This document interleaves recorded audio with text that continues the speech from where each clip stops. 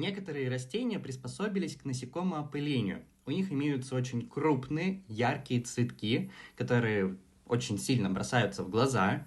Они выделяют огромное количество нектара, создают сильный запах, иногда даже имитирующий запах самки. Также они имеют клейкую пыльцу, чтобы она приклеилась к насекомому, либо эта пыльца имеет специальные такие зацепки, которые будут прикрепляться к волоскам насекомых-опылителей и потом переноситься вместе с ними на другое растение, где происходит уже сам процесс опыления.